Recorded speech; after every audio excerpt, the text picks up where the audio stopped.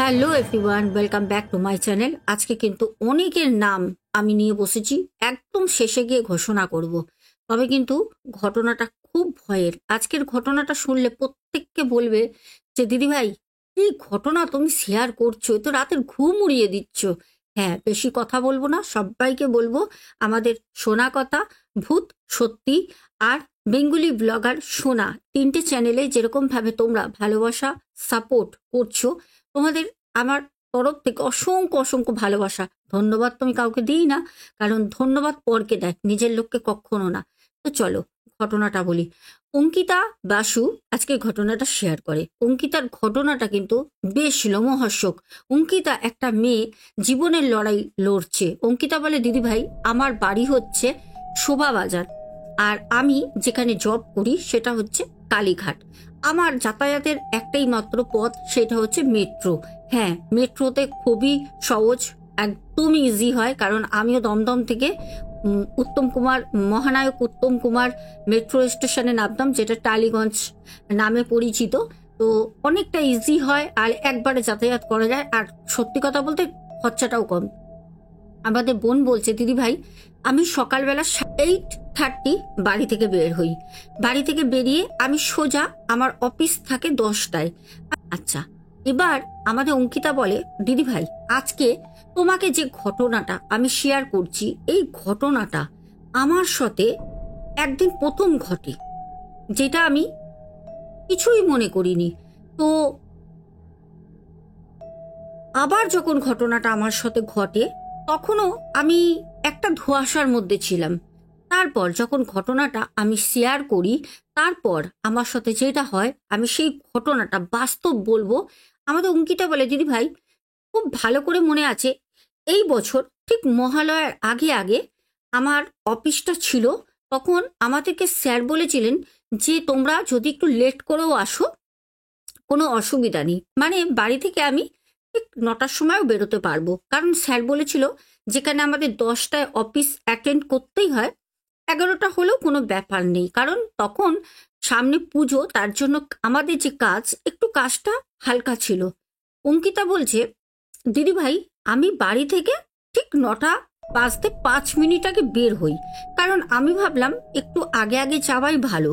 আর শোভাবাজারে যেখানে অঙ্কিতার বাড়ি, অঙ্কিতা বলছে, দিদি ভাই, আমার বাড়িটা কিন্তু শোভাবাজার মেট্রো স্টেশনে আসতে সময় লাগে, তাও ধরে নাও 12 থেকে 15 মিনিট পায়ে হাঁটা পথ। তো অঙ্কিতা প্রত্যেক দিনই কিন্তু হেঁটেই আসে। অঙ্কিতা বলে যে সকালবেলা একটু হাঁটা শরীরের পক্ষে ভালো। তো সেই দিনকেও অঙ্কিতা 9টা বাজতে 5 মিনিট আগে বেরিয়ে হাঁটতে হাঁটতেই কিন্তু আসে। তো একটু তো লেট হয় অন্য দিনের তুলনায়। তো বলছে, দিদি ভাই, আমি মেট্রো ধরলাম, আস্তে আস্তে কিন্তু আমি মেট্রোটা পেয়ে যাই। তো মেট্রো আমি ধরে নিলাম, নিয়ে আমি চলে গেলাম কালীঘাট। আর হ্যাঁ, কালীঘাটটা কিন্তু অনেকটা ডিস্টেন্স, প্রায় ধরে নাও 45 মিনিট তো লেগেই যায়, তারও হয়তো 30-35 মিনিট তো লাগেই। তো বলছে যে আমি যখন কালীঘাট স্টেশনে নামলাম, মানে মেট্রোয়, কালীঘাট মেট্রোয় যখন আমি নামলাম, নেবে আমি ওয়াশরুমে যাই। ওয়াশরুমে যেতে আমি একটুখানি মুখে চোখে জল দিয়ে ওয়াশরুম থেকে ফ্রেশ হয়ে একটু বেরিয়ে, তারপরে আমি ওখান থেকে একটা অটো নিয়ে আমি কিন্তু আমার গন্তব্যস্থলে চলে যাই। অঙ্কিতা বলছে, আমি মানে প্রত্যেক দিন 7টার সময় আবার কালীঘাট থেকে মেট্রো ধরতাম, মোটামুটি ওই 8টার দিকে আমি চলে আসতাম, 8:30টার মতো আমি বাড়ি চলে যেতাম শোভাবাজার। বলছে, দিদি ভাই, 11টার সময় স্যার যেতে বলেন ভালো কথা, সেদিনকে স্যার কিন্তু 8টার সময় ছাড়েন। তো আমরা এই নিয়ে একটুখানি অফিসে হইচই করি যে কি ব্যাপার স্যার, আপনি বললেন যে একটু লেট করে আসলে হবে, কাজেরও তো চাপ নেই, তাহলে আমাদের রাত্রেবেলা কেন এরকম আটকে রেখেছেন? স্যার বললেন যে আমিও তো ভেবেছিলাম সামনে মহালয়া, তারপরে তো পুজো, অতটা কাজের চাপ নেই, হঠাৎ করে একটু বাইরের কিছু কাজ এসে গেছে, কারণ একটু মাল্টি ন্যাশনাল কোম্পানি, তো তো এখানে নামটা প্রকাশ করতে বারণ করেছে, আমি হাইট রাখলাম। বলছে আমাদের মোটামুটি কাজ সবই হয় বাইরে বাইরে, বিদেশে বিদেশে দিকে কাজটা আমাদের ডিল হয়। তো বলছে, দিদি ভাই, আমাদের 8টার সময় যখন অফিস থেকে ছাড়লো, মোটামুটি অফিস থেকে বেরিয়ে একটু সবাই মিলে চাটা খাই এভরি ডে, এটা আমাদের একদম রুলস। তো চাটা খাবার পর সবাই সবার মতো কিরে পুজোয় যেটা হয়, স্কুল কলেজ বলো কর্মক্ষেত্র বলো, যেটা হয় মানে কিরে কটা জামা কাপড় কিনলি, পুজোয় কি আইডিয়া আছে, কোথায় ঘুরবি, এইসব কথাবার্তা বলতে বলতে দেখলাম মোটামুটি ঘড়িতে 8:18। তখন আমি বললাম যে আর দাঁড়াতে পারবো না, আমি যাই, তোমরা সব চলে যাও, ঠিক আছে। তো অনেকেই মেট্রো করে আসে, কেউ বাইকে করে আসে, ওই দিক দিয়ে ওরা বেরিয়ে যায় যে যেখানে থাকে। তো বলছে আমাদের অঙ্কিতা, দিদি ভাই আমি যখন মানে কালীঘাট মেট্রোয় আসি তখন 8:30 বাজে। জাস্ট আমি ঢুকতে ঢুকতে বলছে আমার কাছে কার্ড আছে মান্থলি, আমি টিকিট ফিকিট ওইসব কাটার লাইনে দাঁড়াই না, কেন আমার এভরিডে তো যাতায়াত করতে হয়। বলছে আমি কোনো রকমে ছুটে আসলাম যাতে ট্রেনটা মিস না হয়। বলছে দিদিভাই তুমি বিশ্বাস করবে না, আমি দৌড়ে উঠতে যাবো, দেখলাম মেট্রোর ডোরটা বন্ধ হয়ে গেল। তো আমি আর রিস্ক নিলাম না। তো আরো 2-1 জন ছিল যারা আমার সাথে এসছিল, তারা আবার বলল অত রিস্ক নিয়ে লাভ নেই, মেট্রো তো এক্ষুনি চলে আসবে, 10 মিনিট 15 মিনিট পর পরই তো মেট্রো আসে। তো যাই হোক দাঁড়িয়ে আছে। তো অঙ্কিতা বলছে দিদি ভাই তখন ঘড়িতে বেশ কিন্তু রাত, আর 8:30 মানে প্রায় তখন মেট্রো মোটামুটি ফাঁকা হয়ে যায়। মেট্রোতে তুমি দেখবে যখন ট্রেন চলে যায়, মেট্রো যখন চলে যায়, একটাও যখন লোক থাকে না, তখন দেখবে যে কোনো স্টেশনে মেট্রোর ভয় লাগবে। শুধু আমরা জানি রবীন্দ্র সরোবরই যে ভুতুড়ে অনেক কিছু দেখা যায় বা কিছু, আমরা এটা জানি, কিন্তু শুধু তো রবীন্দ্র সরোবরেই তো মানুষ আত্মহত্যা করে না মেট্রোয় গিয়ে। আমাদের কিছুদিন আগেই খবরে আসলো, সেটা হচ্ছে দমদমেই একজন বাচ্চা রেখে সুসাইড করেছে, বাচ্চাটাকে এক সাইডে বসিয়ে রেখে সে মা। এরকম নানা জায়গায় কিন্তু সুসাইড হয়, আর যেখানে আত্মঘাতী হচ্ছে সেখানে আত্মা থাকবে না, এটা তো হতেই পারে না। তো আমাদের অঙ্কিতা বোন বলছে দিদি ভাই 2-1 জন ছিল, তারা তাদের মতো দাঁড়িয়ে রয়েছে, আমি একা একা মোবাইলটা বের করে মাকে ফোন করলাম।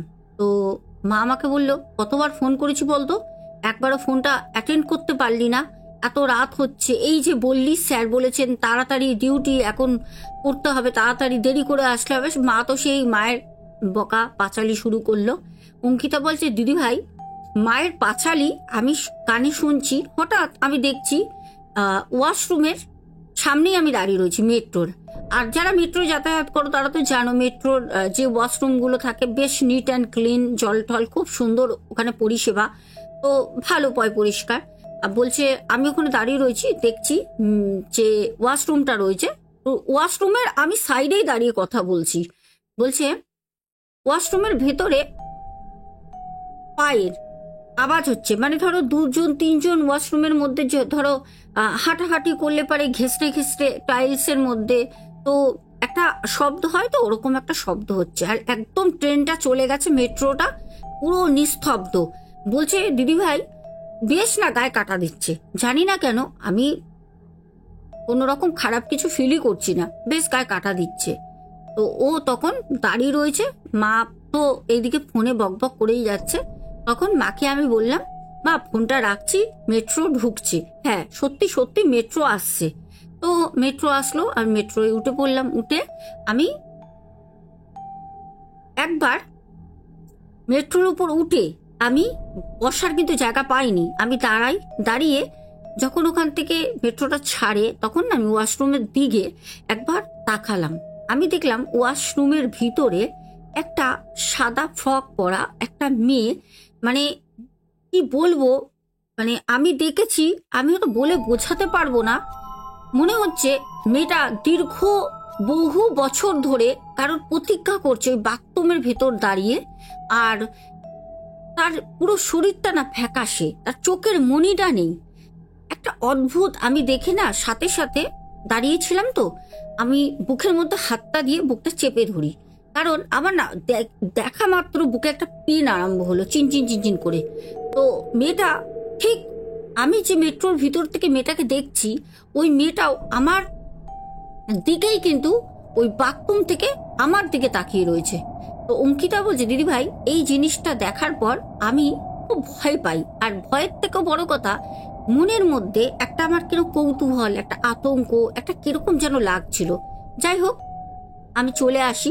শোভাবাজার যখন আসে আমি নেমে যাই। আর নামলাম যখন, বিশ্বাস করবে না দিদিভাই তুমি, আমাদের শোভাবাজারে হাতে গুনে মাত্র 3 থেকে 4 জন আমরা নেমেছি শোভাবাজার। তো সবই মোটামুটি দমদমেরই প্যাসেঞ্জার, দমদমেই নামবে বেশি। তো শোভাবাজার আমরা যখন নামলাম, শোভাবাজার আমি যখন নামলাম, নেবে যখন মেট্রোটা পাশ করে চলে গেল, আমি এত ভয় পাচ্ছি, একটা লোক নেই শোভাবাজার মেট্রোয় স্টেশনে, একটা লোক নেই। আমি একা, একটা মেয়ে, 21 বছরের একটা মেয়ে, অঙ্কিতা বাসু, শুধু শোভাবাজার মেট্রো স্টেশনে একা দাঁড়িয়ে আছি। বলছে দিদিভাই আমার না প্রচন্ড ভয় লাগে। আমি কি করলাম, আমার হাতে যে ব্যাগটা থাকে প্রত্যেক দিনই নিয়ে যাই, তো ওটা অফিসের ব্যাগ, আমি ওই ব্যাগটাকে কোনো রকমে বুকের কাছটা নিয়ে খুব তাড়াতাড়ি হাঁটা দিই। আমার প্রচন্ড ভয় লাগছে, খুব খুব ভয় লাগছে। আমি যখন আসছি দিদিভাই তুমি বিশ্বাস করবে না, আমি না মানে মেট্রো থেকে নামার পর অনেকটা ভয়তে বুকের সামনে এরকম করে ব্যাগটাকে নিয়ে আমি খুব তাড়াতাড়ি, মানে দৌড়াচ্ছি না কিন্তু হাঁটছি দৌড়ানোরই মতো। যখন আমি অনেকটা চলে আসি, জাস্ট আমি বাইরেটা বেরোবো, অনেকটা, তাও অনেকটা বেরোনোর, কিন্তু বাইরেটা আমি দেখতে পাচ্ছি, এবার আমি বেরোবো। বলছে দিদিভাই তুমি বিশ্বাস করবে না, কেউ একজন এরম করে, মানে এরম করে জোরে কেউ একজন হাততালি দিল। আর যারা মেট্রোয় গেছো, যারা যাতায়াত করো, তোমরা জানবে যখন ফাঁকা জায়গায়, মেট্রো তো চলে গেছে পুরোটাই ফাঁকা, খুব আস্তে যদি ফিস ফিসও কথা বলো না, দেখবে কথাটা খুব জোরে মনে হয়। তো যখন ক্ল্যাপ ক্ল্যাপ করলো, তখন ওনা অঙ্কিতা সাথে সাথে ওখানে দাঁড়িয়ে পড়ে। আর আওয়াজটা এত জোরে ওখানটা ইকো হলো, প্রচণ্ড তো ভয় পেয়েছিল। আরো যেন ওর হৃৎপিণ্ড ওখানে পুরো শান্ত হয়ে যায়, রক্ত যেন জমে গেল। অঙ্কিতা বলছে দিদিভাই ওই যে হাতের দুটো তালির শব্দ বেশ জোরে। আমি পেছনে ঘুরে একবার তাকাই। এটাই মনে আমার জীবনের সব থেকে বড় ভুল হলো। আমি জানি না, ভয়টা আমি আটকে রাখতে পারিনি। পেছনে তাকাতে আমি দেখলাম আমার দিকে পেছন ঘুরে সেই যে মেয়েটা যাকে আমি বাথরুমে দেখেছিলাম, ওই মেয়েটা দাঁড়িয়ে রয়েছে শোভাবাজার যেখানে মেট্রোটা দাঁড়ায়, ঠিক ওখানে। আমি মানে অবাক হয়ে আমি না বললাম, আরে এই মেয়েটাকেই তো আমি কালীঘাটে ওয়াশরুমে দেখেছি মেট্রোর, এই মেয়েটা এখানে কি করে আসলো? আমি সাথে সাথে ঘুরে দৌড়, আমি সোজা মেট্রো স্টেশন থেকে বাইরে। যখন আমি বাইরে বেরোই, তখন আমার বাবা বাইরে এসে দাঁড়িয়েছিল বাইক নিয়ে। বাবা আমাকে বলছে কি হলো, একটাও লোক নেই, জন নেই, এত রাতের বেলা, স্যারকে আজকে দিবি তো নাম্বারটা, গিয়ে আচ্ছা করে দেবো। একটা মেয়ে একা বাড়ি ফিরছে, একটা 21-22 বছরের মেয়ে, হ্যাঁ, আর একটা কি মেট্রো লোক নামিনি। আমি তখন বললাম বাবা লোক যদি নামতো তাহলে লোকের সাথেই তো আসতাম, দেখতেই তো পাচ্ছ আমি একাই নেমেছি। তখন বাবা বললো দৌড়াচ্ছিস কেন, ভয় পেয়েছিস না কেউ তাড়া করেছে? এখন তো জানো দিনকালের কি অবস্থা, বাবা মায়ের তো বাড়িতে যারা মেয়েরা বাইরে যায়, ছেলেরাও পর্যন্ত বাইরে কাজে গেলে বাবা মায়ের অবস্থা খুবই শোচনীয় হয়। আর সেখানে আমি একটা 21 বছরের মেয়ে। আমাদের অঙ্কিতা বলছে বাবা আমাকে খুব চিৎকার চেঁচামেচি করতে করতে বাইকে বললো বস। বাবাকে দেখে, বাবা বকুক আমাকে গলা টিপুক কোনো ব্যাপার না, বাবাকে দেখে আমি প্রাণে জোর পেয়েছি। আমি জানি আমার ওই মুমেন্টটা, আমি বসলাম। বাবা বাড়িতে নিয়ে গেল, বাড়িতে নিয়ে যেতে মা আবার পাঁচালি শুরু করলো। যাই হোক, তারপরে সবকিছু ঠান্ডা হলো, খাওয়া দাওয়া করে, আমি কাউকে কিছু বলিনি কিন্তু ব্যাপারটা। অঙ্কিতা বলছে দিদি ভাই তুমি বিশ্বাস করবে না, পরের দিন আমার অফিস যেতে ভয় লাগছে। আমি এত দিন ধরে অফিস যাই, প্রায় 7-7.5 মাস আমি জয়েন করেছি কালীঘাটে, তার আগে আমি অন্য জায়গায় করতাম। আমার এত ভয় লাগছে মানে বলে বোঝাতে পারবো না। যাই হোক, দিনের বেলা তো কোনো রকম চলে গেছি। যখন আমি সন্ধেবেলা ঠিক 7টার সময়, সেদিনকে কোনো দেরি হয়নি, স্যার 7টার সময় ছেড়ে দেয়। কিন্তু আমাদের শোভাবাজার মেট্রো, যারা থাকো শোভাবাজার ওই দিকে বা ধরো মেট্রো করে যাতায়াত করো, তারা অবশ্যই যদি আজকের ঘটনা শোনো কমেন্টে জানাবে। সত্যি আমিও জানি, কারণ আমি শুটিং করে অনেক রাতেও আমি বাড়ি ফিরেছি, 9টার সময়ও আমি এসছি।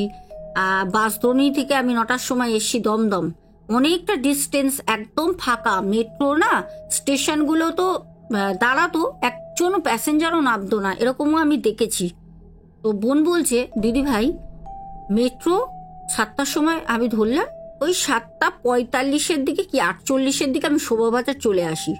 আমি আসলাম, এসে নামলাম, তো নামার পর সেই দিনের মতো পুরোটাই ফাঁকা, কেউ নাবিনি, কেউ না। তো আমি নেবে আমার মতো আমি যাচ্ছি। আমি কি করলাম, ভাবলাম যতক্ষণ মেট্রোটা আছে ততক্ষণ আমি কোনো রকমে ছটপট করে বেরিয়ে যাই, কারণ মেট্রোটা যতক্ষণ আছে একটা না মনে জোর পাওয়া যায়, মেট্রোর ভিতর অসংখ্য লোক আছে, ভয়টা পাচ্ছি না। চলে গেলে না পুরো মেট্রো স্টেশন তো খা খা করে, এত ভয় লাগে।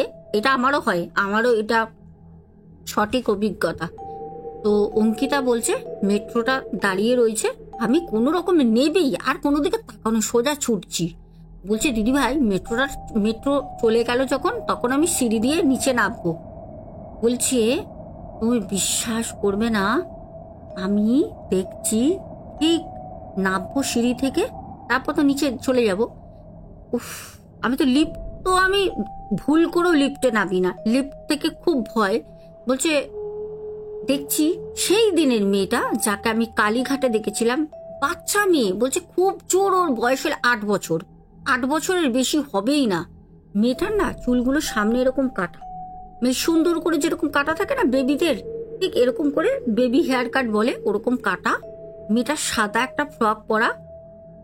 বলছে দিদি ভাই ওর গায়ে না রক্তের ছিটা লেগে আছে, মনে হচ্ছে রক্তগুলো শুকিয়ে কালচে কালচে হয়ে গেছে, রক্তের ছিটা খুব ভালোভাবে বোঝা যাচ্ছে। যদিও আমি যেদিনকে কালীঘাটে ওকে দেখি ওয়াশরুমে, সেদিনকে ভালো করে তো দেখতে পারিনি, কিন্তু আমি এখন যেহেতু আমার খুব মুখোমুখি, আমি আলোতে, আর মেট্রোতে তোমরা জানো আশা করি আলোর কোনো কমতি থাকে না, প্রচুর আলো। বলছে সেই আলোতে আমি ওকে দেখছি, ও আমার দিকে তাকিয়ে দাঁড়িয়ে রয়েছে, ওর পায়ে দুটো সাদা মোজা, হাফ মোজা, জুতো নেই। আর কি বলবো, ও না শরীরটা একটা মানুষ যেরকম হয় ঠিক সেই রকম না, হাতগুলো শরীরের তুলনায় অতিরিক্ত বড়, আর একটা শ্যাডো টাইপের, মানে শরীরটা দেখা যাচ্ছে কিন্তু মনে হচ্ছে ওকে ভেদ করে আমি চলে যেতে পারবো, ঠিক ট্রান্সপারেন্ট যেরকম হয়। অঙ্কিতা বলছে দিদি ভাই আমি এই দৃশ্য দেখে একটা কথা মনে মনে ভাবছি, আজকে তো আমার বাবা আমাকে নিতে আসবে না, কারণ মা ফোন করেছে, আমি বলেছি 7টার সময় অফিস থেকে বেরিয়েছি, কালকে না দেরি হয়েছে বলে গতকাল বাবাকে পাঠিয়েছিল, আজকে তো আর বাবাকে পাঠাবে না, আর বাবা তো এখন বাড়িতেও নেই, আমি একা একা যাব, আমি এখান থেকে বেরোবো কি করে।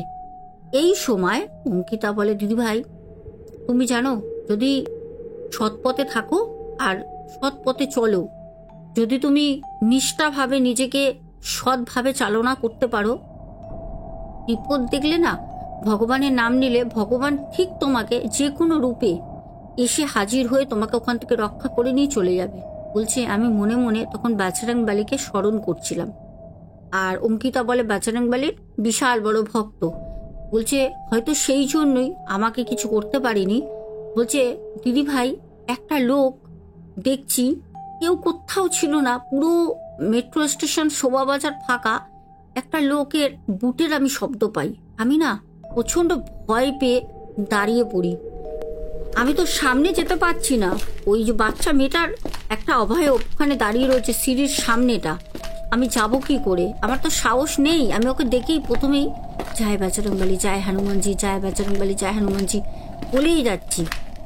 তখন পায়ের বুটের একটা খটখট খট শব্দ, পেছনে তাকিয়ে দেখছি একটা লোক ফর্সা টুকটুকে, মানে কি দারুণ দেখতে মানুষটাকে, হাতে একটা কালো ব্যাগ নিয়ে, চোখে একটা চশমা, খুব সুন্দর পরিপাটি একজন শিক্ষিত একটা ভদ্রলোক দেখে আমার দিকে আসছে, কিন্তু উনি আমার দিকে তাকাচ্ছেন না, আমি দাঁড়িয়ে রয়েছি, উনি আমার পাশ থেকে চলে গেলেন, একবারও উনি আমার দিকে তাকাননি। যখন উনি আমার কাছ থেকে হেঁটে বেরিয়ে যাচ্ছে, সামনের দিকে সিঁড়ির দিকে উনিও নামবেন।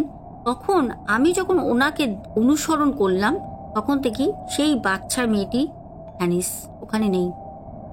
অঙ্কিতা বলে, দিদিভাই তুমি বিশ্বাস করবে না, আমি তো ওখান থেকে কোনো রকমে ওনার সাথে নেবে চলে আসি।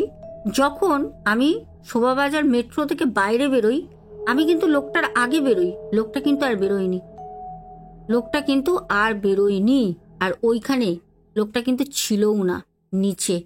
এটা কি করে হয়? আচ্ছা অঙ্কিতা, আমি বলবো ওটা কোনো মানুষই ছিল না, জানো তো। এরকম অনেক চমৎকার এখনো পর্যন্ত আমাদের কলকাতা অনেক জায়গায় আমি শুনি, আমাকে অনেকে বলে, দিদিভাই বিশ্বাস করবে না, এরকম অনেক চমৎকার হয়।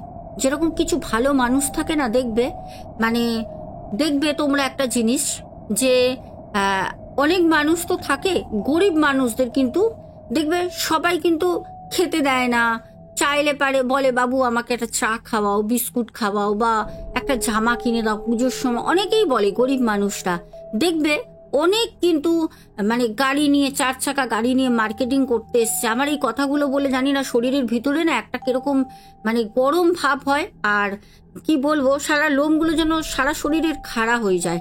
আমি নিজেও দেখেছি তাদের টাকার কোনো অভাব নেই, 4 চাকা গাড়ি নিয়ে এসছে, রীতিমতো প্রচুর টাকা মার্কেটিং করেছে, হাতে ব্যাগ নিয়ে বেরোচ্ছে শপিং মল থেকে। কিন্তু কোনো গরিব যদি বলে বাবু 10টা টাকা দেবেন, একটু চা খাবো, এমন ভাবে চলে যায়, না দেখার ভান করে, মনে হয় যেন সে চোখে দেখতেই পারছে না মল থেকে বেরিয়ে।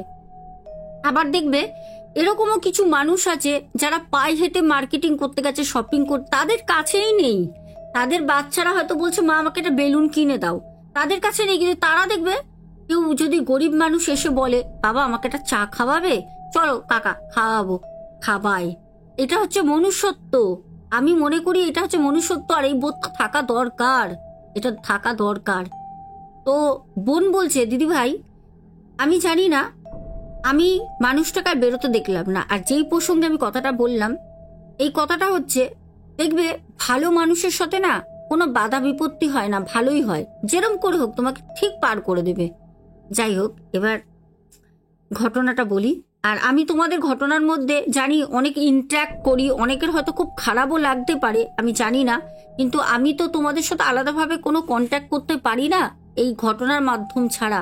আমি সবাইকে বলবো, জানো তো, তোমরা তোমাদের কাছ থেকে যদি কোনো ছোট বাচ্চা রাস্তায় দেখো বা কোনো গরিব যদি দেখো, যতটা পারবে 5 টাকার যদি একটা বিস্কুটও হয় না, কিনে দেবে। কি আছে বলো তো, তারা খাক, তারা খাক, তাদের সন্তান খাক, ভালো থাক। তুমি না খেয়ে তুমি তাকে খাওয়াও না, কি আছে, তুমি তো কালকে খেতে পারবে। তুমি না খাওয়ালে ওরা হয়তো ওই একদিন কেন, হয়তো দিনের পর দিন দেখবেই লোকে খাচ্ছে, তারা খেতে পারবে না। তার জন্য কি আছে, একদিন তুমি না খেয়ে ওদেরকে খাইয়ে দাও। তুমি তো রোজ রোজ খাওয়াতে যেতে পারবে না, একদিনই খাওয়াও, তাতে কি আছে, ভগবানের কাছে সব লেখা জমা থাকবে। চলো, তা আমাদের অঙ্কিতা বোন বলছে, দিদি ভাই আমি বেরিয়ে চলে যাই বাড়ি। যাবার পর আমি বাড়িতে গিয়ে ফোন করে আমার কালীঘাটের অফিসের এক কলিগকে আমি বলি, লাইটটা নিভে গেল, চার্জ নেই, কলিগকে বলি যে জানিস তো এরকম, ওর নাম হচ্ছে রিয়া। বলছে আমি রিয়াকে বললাম, জানিস তো রিয়া আমার সাথে এরকম এরকম হচ্ছে। রিয়া না খুব একটা অট্ট হাসি হাসলো। এই রিয়া বলল যে কি বলিস, বল তুই এখানে কাজ করতে চাস না, কারোর প্রেমে টেমে পড়লি নাকি কাজটা ছেড়ে দিচ্ছিস? তখন অঙ্কিতা বলছে না না, কি ফালতু কথা বলছিস, তোকে আমি বললাম আর প্রেমে পড়লে কাজ কেন ছেড়ে দেবো? তখন বললো না, অনেক সময় তো হয় প্রেম টেম অনেক মেয়েরা করতে না চাইলে মুখে বলতেও পারে না, আর বললে হয়তো সে পেছনে হাত ধুয়ে পড়ে যাবে, যার কারণে অনেক সময় কাজ ছেড়ে দেয়। এরকম আমার 2-1টা বান্ধবী এখানে ছিল। তবে আমাদের অঙ্কিতা বলছে, দিদি ভাই আমি যাকে বলছি রিয়া, ও ওখানে সিনিয়র, অনেক দিন ধরে কাজ করে, একটি দিন না বছর ধরে। আর আমাদের অঙ্কিতার 7.5 মাস হয়েছে। যাই হোক, অঙ্কিতা বলছে, দিদি ভাই তুমি বিশ্বাস করবে না, আমি ওকে বললাম, বলার পর থেকে যখনই আমি মেট্রো করে আসতাম না, আমি মেট্রোর মধ্যে মেয়েটাকে দেখতাম, আমি মেট্রো থেকে নামতাম, শোভাবাজার, মেয়েটা আমার পেছনে পেছনে আসতো, আমি না ভয়তে চিৎকার করতাম, কাঁদতাম, কাঁদতে কাঁদতেই মেট্রো দিয়ে দৌড়ে দৌড়ে আসতাম। তারপর বাড়িতে বললাম আমি আর যাবো না, আমি কাজ করব না। আমার বাবা বলল কেন? বাবা মা ভাবলো কোনো ছেলে হয়তো আমাকে ডিস্টার্ব করছে, বসকে ফোন করলো, একটা বাজে জিনিস হলো। বস বললো না এখানে তো এরকম কিছু হয় না, ডিসিপ্লিন আছে, কোনো ছেলে মেয়ে এরকম প্রেম আলাপ এখানে করতে পারবে না, আমাদের এখানে আগে থেকে বলা আছে। ওখানে স্যাররা বলে দেন তোমরা কাজ করবে সব নিজেদের বন্ধু ভাই বোনের মতো, প্রেম ঠেম এসব করবে না, করলে বাইরে। তো অঙ্কিতা বলছে দিদি ভাই ওরকম কিছু না, যারা ছিল সবাই সিনিয়র, আমি জুনিয়র, ওখানে আমার বয়সেও জুনিয়র, কাজেও জুনিয়র। যাই হোক, অঙ্কিতা বলে দিদি ভাই আমি কালীঘাটের সেই অফিসের কাজটা ছেড়ে দিই। বাড়ি থেকে বাবা বলল ঠিক আছে তোমাকে যেতে হবে না, তুমি কাজ করার কি দরকার, যদি করতে চাও তাহলে দমদমের দিকে করো, অনেক কাছে, দমদমের দিকে করো, না হলে পারে শোভা বাজারে করো। তো বলছে দিদি ভাই আমি তারপর এসপ্লানেটে একটা কাজ পেলাম। এসপ্লানেটে আমি না ঘরে বসে থাকতে পারি না। অঙ্কিতা বলছে এসপ্লানেটে যখন আমি কাজে যেতাম সবই তো মেট্রো দিয়েই আমার তো যোগসূত্র। এসপ্লানেটে একদিন ফিরছি বাড়ি, রাতের বেলা 8:30 বাজে। বলছে বিশ্বাস করবে না, আমার চোখের সামনে একটু অল্প বয়সের ছেলে ট্রেন আসছে, ট্রেনের সামনে ঝাঁপিয়ে পড়ল, কচকচ করে কেটে গেল। মানে সেই যে একটা দৃশ্য সামনে, সেই যে একটা আওয়াজ, চাকায় পিষ্ট হওয়া, আমি সেটা দেখার পর আমি ওখানে বমি করতে শুরু করে দিই। আমার মতো অনেকেই শরীর খারাপ হয়ে যায়। যারা আরও যাত্রী ছিলেন তারা আমাদের জল ঢল দিয়ে সেবা করে ট্রেন আসলো, অন্য ট্রেনে ওখান থেকে তো বের করলো, ওখানে 1 ঘন্টা কেটে গেল লাশটাকে বের করতে। তারপরে ওই ট্রেনেই উঠে বাড়ি ফিরলাম। তারপরে আমার বাবা বলল যে তুমি আর যেও না, কিন্তু আমাদের বোন অঙ্কিতা বলে দিদি ভাই আমি মেট্রো থেকে আর যাওয়া আসা করি না। সত্যি কথা বলতে আমি এখন বাড়িতে নিজে কাজ করি, মানে ওয়ার্ক ফ্রম হোম। আর আমি যে মেয়েটাকে দেখেছিলাম এটা আমার কোনো ভুল ছিল না। আর পরে পরে আমি জানতে পারি আমার এক কাকা, আমার মানে দূর সম্পর্কের এক কাকা, তার ছেলে এরকম রাতের বেলা মেট্রো করে আসছিল। বলছে তার সাথেও নাকি এরকম অভিজ্ঞতা হয়েছে, একটা বাচ্চা মেয়েকে সেও নাকি দেখেছে, যেরকম আমি তোমাদের বললাম ঠিক সেই রকম মেয়েটা ছিল। তো প্রিয় দর্শক বন্ধুরা, তোমাদের আজকের ঘটনাটা কেমন লাগলো অবশ্যই কমেন্টে জানিও। আর তোমরা দেখছো না হঠাৎ চোখ দিয়ে জল বেরোচ্ছে, এটা কি জন্য, আমি প্রচন্ড কাশছিলাম, কাশি হয়েছে, কালকে রাতে জ্বরও ছিল আমার। আর এক বোন আমাকে ইনস্টাতে মেসেজও করেছিল, ওকে বলছিলাম শরীরটা খুব খারাপ, বাবারও শরীর খারাপ, আমারও শরীর খারাপ। যাই হোক চলো, তোমরা এত ভালোবাসো, ভগবানের কাছে আমার জন্য প্রার্থনা করবে, আমি জানি তাড়াতাড়ি সুস্থ হয়ে যাব। মানুষের তো কখনো খারাপ চাইনি, যে আমার শত্রু আমি তারও ভালো, প্রত্যেক দিন হাত জোর করে ঠাকুরের সামনে বলি যে যাই করুক সবাইকে ভালো রেখো, কারণ হতে পারে তুমি আমার শত্রু, কথার কথা বলছি, একজনের সূত্রে কেউ হয়তো আমার শত্রু, কিন্তু সে তো কারোর কাছে না কারোর কাছে ভালো, তার তো ভালোবাসার লোক কেউ না কেউ আছে, তার ছেলে থাকতে পারে, মেয়ে থাকতে পারে, মা বাবা তাকে ভালোবাসতে পারে, বা সে কারোর কাছে খুব ভালো। তো তারা তো চাইবে না যে আমার যে শত্রু তার কোনো ক্ষতি হোক, তাই আমার শত্রু আছে থাক, তার লেখা ওপরে হবে। আমি সবাই জন্য প্রার্থনা করি সবাই ভালো থেকো। আচ্ছা, প্রথমে আমি নাম বলবো, কমাল মণ্ডল, চন্দনা মণ্ডল, সুদীপ্তা মণ্ডল, দীপান্বিতা মণ্ডল, রাজারহাট নিউ টাউন থেকে। আচ্ছা, একে একে সব নামগুলো বলে দিই।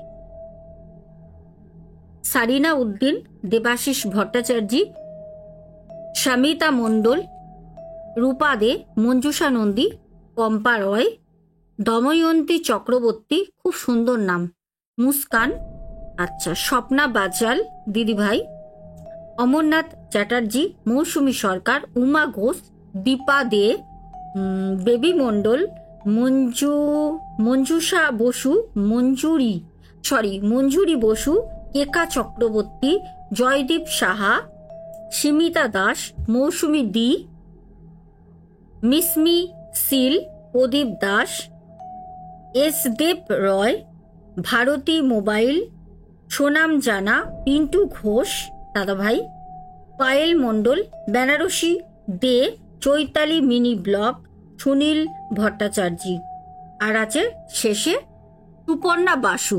তো চলো প্রিয় দর্শক বন্ধুরা, আজকে কিন্তু অনেকগুলো নাম বললাম। আর হ্যাঁ, তোমরা অনেকেই রাগারাগি করো, আমি বুঝি না কেন, রাগারাগি করো না, যাদের নাম মিস হয়ে যাবে লিখে দেবে, আমি পরের দিন ঠিক বলে দেবো, ঠিক আছে? আজকে আসছি, সবাই খুব ভালো থেকো। আর মনে রেখো যে এই কথাগুলো বললাম ঘটনার সাথে, ঘটনাটা কেমন লাগলো, আর আমাদের শোনা কথায় কিন্তু আসছে সপ্তাহে আমি নাম ঘোষণা করব যারা যারা আমার এই সপ্তাহে কমেন্ট করেছো। আজকের মতো টাটা, গুড নাইট, চলো।